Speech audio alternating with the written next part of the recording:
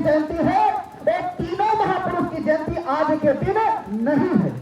अब कल्पना करो, आज के दिन तीनों महापुरुष की जयंती नहीं है, बीत गई सबकी जयंती, फिर भी आज हम तीनों महापुरुष की जयंती बड़े पैमाने पर इस ग्राम सभा की धरती पे मना रहे हैं। ये हमारे लिए गर्व की बात है।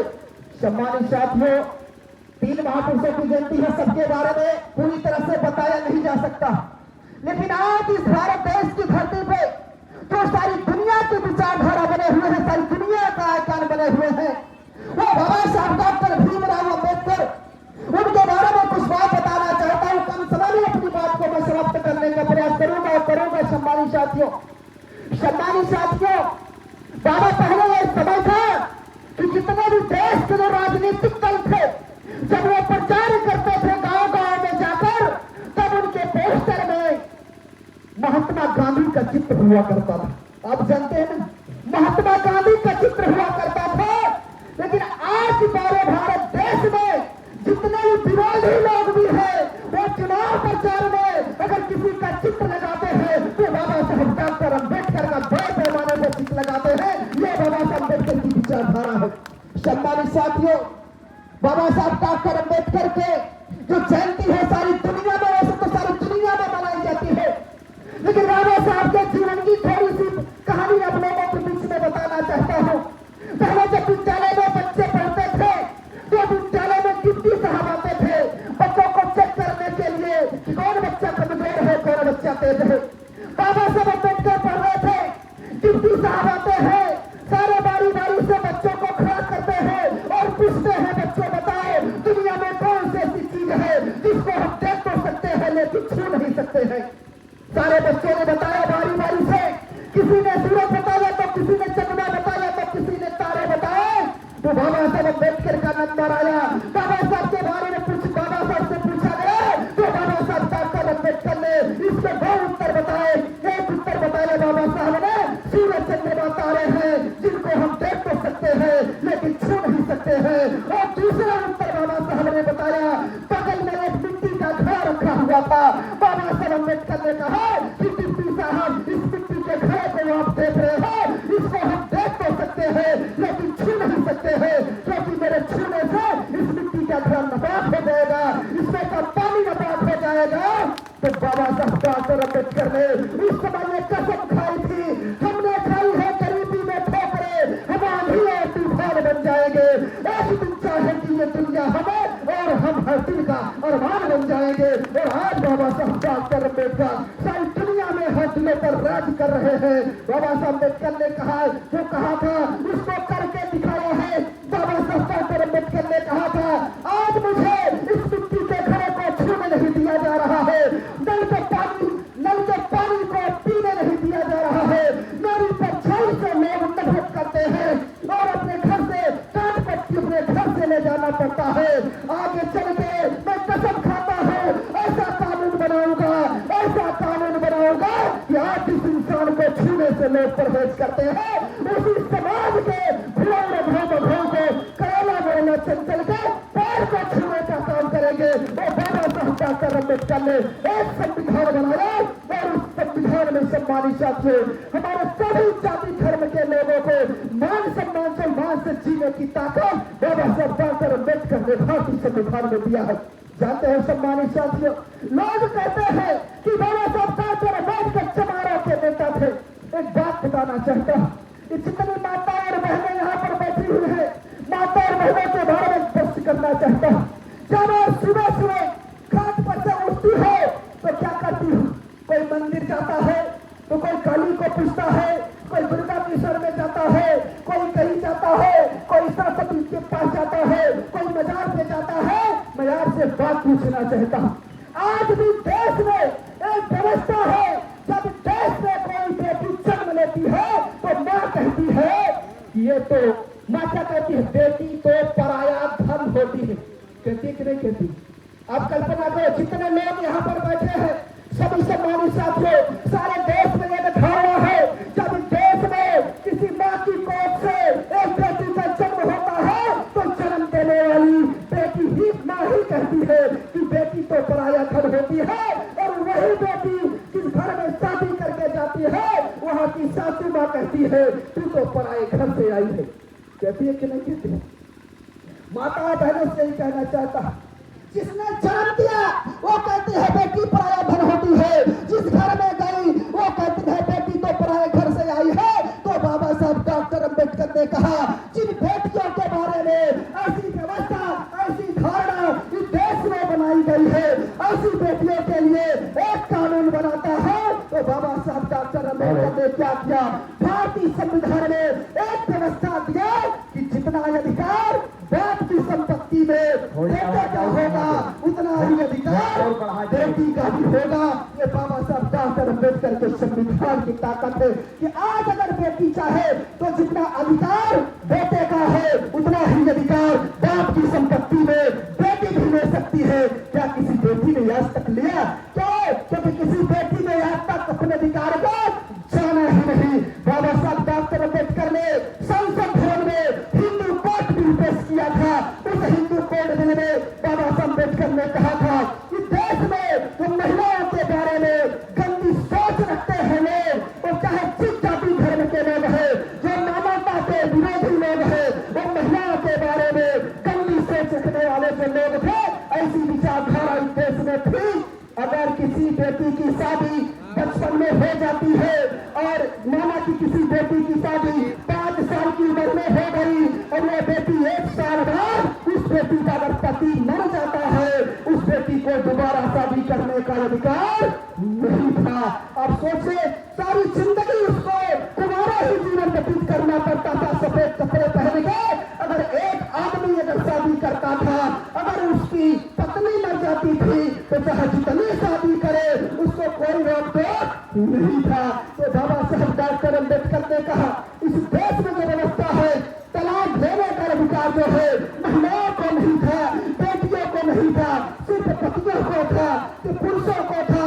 तो बाबा साहब डॉक्टर अम्बेडकर ने संविधान सभा में एक कानून बनाया, एक संविधान सभा में बिल पेश किया और इस बिल में बाबा साहब ने कहा इस देश में जो है जो अगर किसी का पति मर जाता है तो दोबारा शादी करने का अधिकार उस महिला को होगा, उस बहन बेटी को होगा। और आज इस देश में हमारी माताएं बहनें जो मान सम्मान के ईमान से जी रही है, ये अधिकार बाबा साहब डॉक्टर अम्बेडकर के संविधान में दिया है। इसलिए जिन माताएं बहनों अगर आप लोग सुबह सुबह सबसे पहले उठती है तो सबसे पहले आप बाबा साहब अम्बेडकर के प्रतिमा पे माला चढ़ाना चाहिए, इनके सामने नतमस्तक होना चाहिए, क्योंकि सारा का सारा हक अधिकार अगर किसी ने दिया हो तो बाबा साहब डॉक्टर अम्बेडकर के संविधान में दिया है। सम्मानित साथियों, लोग कहते हैं इस देश में व्यवस्था थी किसी जाति की, किसी धर्म की महिला को पढ़ने का अधिकार नहीं था। लिखा गया स्त्री सूत्र विद्या नाथ वेतन, स्त्रियों और सूत्रों को पढ़ने का अधिकार नहीं होना चाहिए, ये भी व्यवस्था बनाई गई। चाहे जिस धर्म जाति की महिला है और ये भी लिखा गया कि नास्ति स्त्री नाम क्रिया मंत्र रीति धर्म व्यवस्थित निरिंद्रिय हरमंत्रास स्त्रियों अरितमति स्थिति। स्त्रियों का संस्कार वेद मंत्रों से नहीं होता, क्योंकि स्त्रियां पापी होती है और असत्य के समान अपवित्र होती है। जितनी माता बहनें बैठी है इस व्यवस्था के अनुसार सभी लोगों को पापी कहा गया, चाहे ब्राह्मण की महिला है, चाहे क्षत्रिय की महिला है, चाहे जिस जाति की महिला है, सभी को इस देश की गैर बराबरी की व्यवस्था में पापी कहा, अछूत कहा, नीच कहा। और बाबा साहब डॉक्टर अम्बेडकर ने कहा इस देश में जिस महिलाओं को पापी कहा गया, अछूत कहा गया, मैं ऐसा कानून बनाऊंगा कि उस महिला को दुनिया की सबसे ऊंची गद्दी पर बैठाऊंगा। और आज दुनिया की सबसे ऊंची गद्दी राष्ट्रपति की होती है और आज राष्ट्रपति की गद्दी पर कौन बैठी है?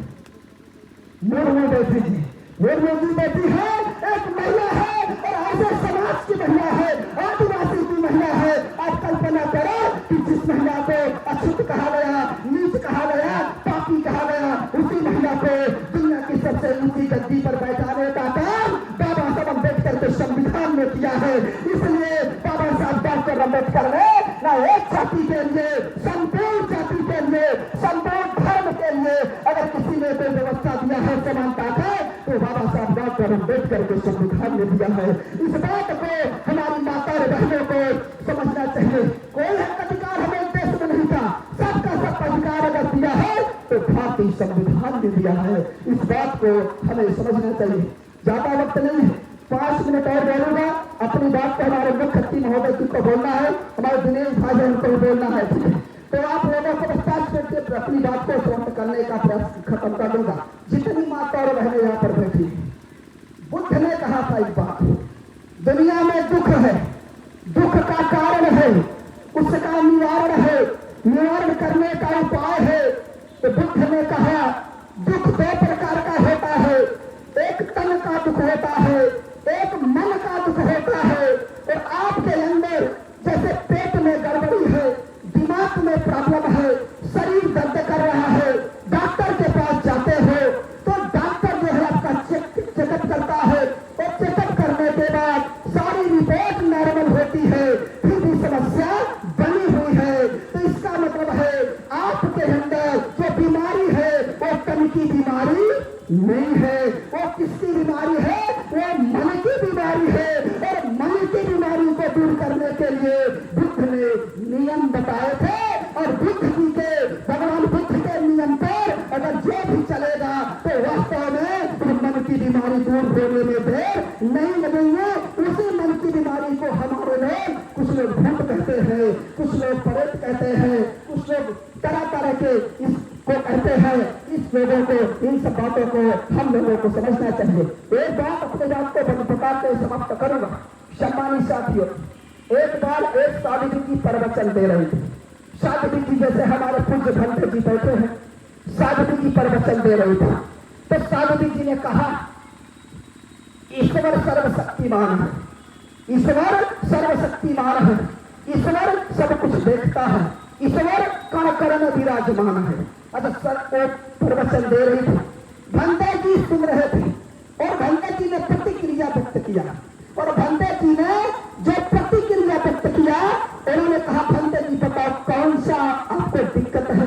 तो भंते जी ने कहा सावित्री जी आप कहती हो ईश्वर सर्वशक्तिमान है, कण कण में विराजमान है, और जो कुछ करता है ईश्वर की मर्जी के बिना नहीं होता है, ईश्वर की मर्जी के बिना पत्ता भी नहीं हिलता। तो आज इस पेपर की कटिंग रखे थे, उन्होंने कहा सावित्री इस पेपर को देखिए, इसमें लिखा हुआ है सरेआम चौराहे पे एक लड़की के साथ, नाबालिग लड़की के साथ 4 लोगों ने बलात्कार किया। 4 लोगों ने बलात्कार किया, सारी भीड़ खड़ी थी, उसके सामने लड़की का बलात्कार होता है। तो आप कहती हो जो कुछ करता है ईश्वर करता है, उसकी मर्जी के बिना पत्ता भी नहीं हिलता है। और जब ईश्वर की मर्जी के बिना पत्ता भी नहीं हिलता है तो ईश्वर की मर्जी के बिना बलात्कार कैसे हो सकता है? आप लोगों से पूछना चाहते हैं। ये प्रश्न किया तो सावित्री जी ने कहा अरे नहीं भंते जी, ईश्वर आस्था का विषय, किसका विषय है? आस्था का विषय है, विश्वास का विषय है। तो भंते जी ने एक ऐसे कागज दिखाया, जो कागज देख रहे हो ना, ये कागज दिखाया, और ये कागज दिखाने के बाद भंते जी ने एक काम और किया था। कागज दिखाया और कागज दिखाने के बाद भंते जी ने 500 रुपए का नोट दिखाया। ठीक है, कागज दिखाया फिर नोट दिखाया और कहा ईश्वर आस्था का विषय है। आपसे पूछना चाहता हूँ, कण कण में विराजमान है, इसमें भी ईश्वर होगा? क्योंकि कण कण में विराजमान है, इसमें भी ईश्वर है और इसमें भी ईश्वर है, दोनों में है कि नहीं? क्योंकि कण कण में भगवान है तो इसमें भी है और इसमें भी है। कौन लेगा ही बैठे हुए लोग? और कौन लोग है? ये लोग, ये लोग, यही तो नहीं है ना? क्यों? क्योंकि इसमें भी तो ईश्वर है, इसको नहीं लोगे और इसको लोगे। तो भंते जी ने कहा कि देश में, दुनिया में जिसकी कीमत है, इसकी कीमत है, इसकी नहीं है। तो भंते जी ने कहा कि जिसकी कीमत है, जिसकी वैल्यू है, हमें उसमें आस्था रखनी चाहिए, उसमें विश्वास रखना चाहिए। ये हम लोगों को समझना चाहिए। तो जब हमारे समाज में कोई बच्चा जन्म लेता है, आखिरी पॉइंट है, आप इसको नोट करिए, ना तो किसी जाति की बुराई है, ना तो किसी धर्म की बुराई है, सिर्फ संविधान की ताकत शुरू में बताया और अंत में संविधान की ताकत बता के अपनी बात को मैं समाप्त करूंगा। जितने लोग यहाँ पर बैठे सम्मानित साथी, जब हमारे देश में कोई शादी होती है, शादी होने के बाद बच्चा जन्म लेता है, और जो बच्चा जन्म लेता है तो माता जी एक मान्यता मानत है, चल बेटवा पैदा होने बाटे तो का निशान चढ़ाओ। अब निशान चढ़ावे के लिए चले गए मंदिर में, और जब निशान चढ़ावे के लिए माई मंदिर में गए तो एक बड़ा के गेट मिला था, आपको भी देखे हैं ना, बड़ा का गेट मंदिर में लगा रहता है, और उस गेट को प्रवेश द्वार कहते हैं। बुराई नहीं है, संविधान की ताकत बता रहा हूं। वो बड़ा सा गेट लगा रहता है, उसमें भगवान की मूर्ति नहीं होती है, लेकिन बिचवा में का लटका तो कभी देखिए, हाँ वो बताओ तो बच्चा, घंटा लटकता। अम्मा लड़का लहे हाथ छोड़ के 10 रुपया हुई दहली पे चढ़ाई तो का बजाई, बाबू 10 रुपया चढ़ाई तो का बजाई, अच्छा मारी 10 रुपया चढ़ाई तो बताए घंटा, और छोट के लड़का गोदी में लहे हैं, ओका पता नहीं था कि शत्रु का बैठे हुआ। अम्मा हथवा बुराई के बजाओ अपना बजा के बच्चा, क्योंकि आगे चल के क्या करे तुम। अम्मा बजाइन, बाबू बजाइन, बच्चा बजाइन, चला गए अंदर।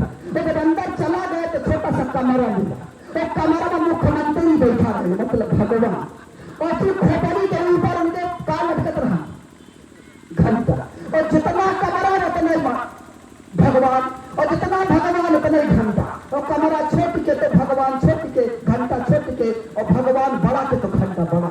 सब में अम्मा बजाए दे, बबुआ बजाए दे, लड़का बजाए दे। हमारे समाज से एक आदत बा, अगर जात की 5 बार बजाए बा तो लौटे लागी तो जरूर बजाई, सब चाहे 2 बार बजाओ। अब देखे होगा यहाँ पे, और जितना लोग यहाँ बैठा बाटे प्रश्न पूछते हैं जात की क्या बजाए रहे। अच्छा सब कुछ बताए भाई, बुराई नहीं करते भी बताएंगे। जात की क्या बजाए रहे बाबू? घंटा। लौटक की क्या बजाए? घंटा। और जात की सबसे पहले ही गेट पे क्या मिलत रहा? घंटा। अगर लौटा लगे तो फिर हुई से का मिला? घंटा। घंटा मिला, तो घंटा बजाए के बाहर निकले तो 4 लड़का खड़ा रहे, बोले दादाजी का मिला नहीं बोले, बोले दादाजी का मिला नहीं बोले, बोले दादाजी का मिला नहीं बोले, और दादाजी के लाभ गुस्सा। चौथी बार कहे ससुराल दादाजी का घंटा मिला, ये दादाजी उत्तर दिए। जब घंटा बजाए के दादाजी बाहर चले रहे तो सुबह पेपर में निकला, जब घंटा दादाजी बजा के आए, वो घंटवा का सुबह चोर लेके चला गया। अरे सुने है कि नहीं? कहा भगवान का राष्ट्र धातु का घंटा चोर लेके चला गया। अब आपका तो टीवी में, बाजा में, पेपर में कौन आया? भगवान के राष्ट्र धातु का घंटा चोर लेके चला गया। ये बात है, बताओ घंटा किसका था? घंटा किसका था? भगवान का। चुरा के कौन ले गया? इंसान। चोर। फिर एक बात बताओ माता बहने, आपने बताइए ज्यादा घंटा क्या कर रहा? भगवान का। तीसरा है बोला कि आपकी बात घंटा क्या कर रहा? बोला भाई जोर से। चुरा के ले गया चोर। चोर बड़ा भगवान। अरे भाई घंटा भगवान का तो चुरा के क्या ले गया? तो क्या बड़ा था? अगर पिस्तौल दरोगा का चुरा के चोर में के भाग गवा तो क्या ज्यादा बड़ा ताकत है? दरोगा की चोर। घंटा भगवान का चोरी हो गया तो पुजारी भागत भागत भागत भागत कहाँ गया? भगवान के पास ही, भगवान के पास गया कि थाने गया? थाने गया। और जब थाने गया तो पूछते बात है, दरोगा जी बोले का हुआ पुजारी? अरे बोले साहेब घंटा चोरी हो गया। अरे बोले के बोले भगवान का।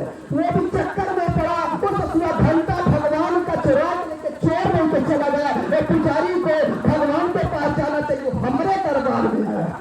दरोगा की रिपोर्ट लिखते हैं और सिपाही को कहते हैं कि पुजारी जी का रिपोर्ट लिखे और जाकर घंटा ढूंढो। घंटा कौन ढूंढ रहा है?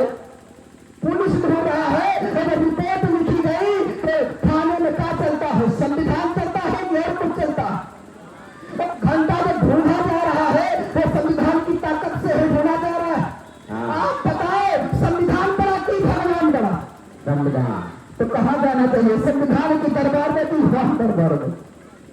तो ये बात बताओ कि वहां का जो पुजारी है, पुजारी जी को यह मालूम है कि संविधान की ताकत क्या है, इसीलिए पुजारी वो जाते हैं दरोगा जी के पास, क्योंकि पुजारी को पता है कि संविधान की ताकत क्या है और कल्लू को संविधान की ताकत नहीं पता है।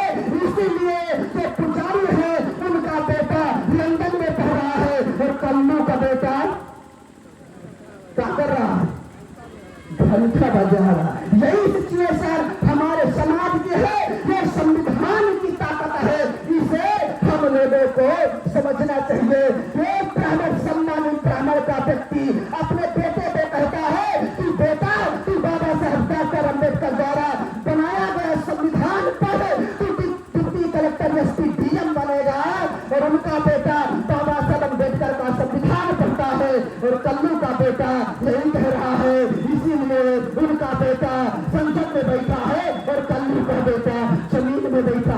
इसीलिए सम्मानित साथियों, हम लोगों को बाबा साहब अम्बेडकर की विचारधारा पे चल के उनके बनाए गए संविधान की असली ताकत को हमें पढ़ना होगा। और माता और बहनों से निवेदन है कि सबसे पहले अगर उठो तो बाबा साहब अम्बेडकर की प्रतिमा पे हमें माला जहाँ चाहिए, तथागत भगवान बुद्ध की प्रतिमा पे, सम्राट हमारे महापुरुषों की प्रतिमा पे माला चढ़ा के नमन करना चाहिए, क्योंकि इन्होंने ही हमारे हक अधिकार को दिलाने का काम किया। इन लोगों ने जो कार्यक्रम को करने का काम किया वास्तव में काबिल तारीफ का काम होता है।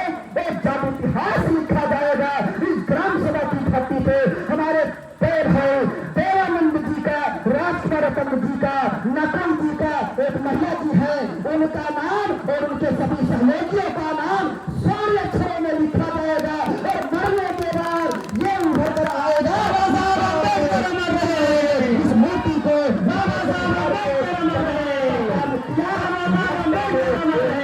तारीफ का काम किया।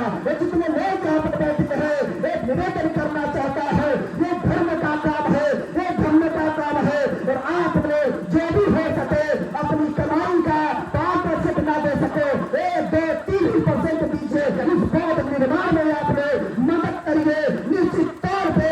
और हमें बात कहते हैं कि हमें मंदिर का रास्ता छोड़ना पड़ेगा, तो कौन सा रास्ता इख्तियार करना पड़ेगा? वो रास्ता है बौद्ध विहार का रास्ता। इसलिए समाज को विकल्प देना पड़ेगा। अगर हम समाज को विकल्प नहीं दे सकते हैं तो फिर हमारा समाज वहीं पर जाएगा जहाँ सदियों से चलता आ रहा है। और समाज को विकल्प देने के लिए नारद की धरती पे इन नौजवानों ने जो काम किया है, नमन करता है, नमस्कार करता है।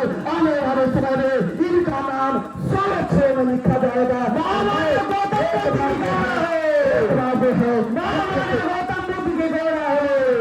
महोदय का तहे दिल से आपने समाज में घूम के समाज में बहुत आर्थिक सहयोग किए हैं, बहुत सहयोग आपने किए हैं समाज में काम करने के लिए सम्मानित साथियों। इसलिए हम लोग इस बौद्ध विहार जो बन रहा है इसमें हमें मदद करना चाहिए कि नहीं करना चाहिए? मुसलमान सम्मानित मुसलमान भाइयों से सीखे। हर गांव में मस्जिद होती है कि नहीं होती? होती है ना। ये उनकी ताकत है। हम अलग नहीं कर रहे हैं, ना तो बांट रहे हैं, क्योंकि वहां पर भी ज्ञान दिया जाता है, यहाँ पर भी ज्ञान दिया जाता है। और ना वहां पर ये होता है ना इसमें भी ये होता है। इसलिए ये बुद्ध विहार है, ये ज्ञान का प्रतीक है, ये ज्ञान का जो है। इसलिए आदरणीय पुनः सभी सम्मानित साथियों का, माताओं बहनों का, नौजवान साथियों का, नौजवान ही चाहेगा तो देश बदलेगा, जमाना बदलेगा, जमाना बदलेगा। सम्मानित साथियों, कहते हैं तलवारों की धारों पर इतिहास हमेशा बनता है, इस वक्त जवानी चलती है, इस वक्त जमाना चलता है। अंत में सभी सम्मानित साथियों का पुनः तहे दिल से हार्दिक स्वागत करते हुए अपनी बात को इस आशा और उम्मीद के साथ कहना है आप लोग इस पर अमल करेंगे। आदरणीय संचालक महोदय का धन्यवाद देते हुए, भंत जी को बंदगी करते हुए, मुख्य अतिथि महोदय का, सभी सम्मानित साथियों का नमन करते हुए मैं अपनी बात को समाप्त करता हूँ। जय भीम, जय भारत, नमो बुद्धाय, जय भगवत समाज, जय संविधान। धन्यवाद।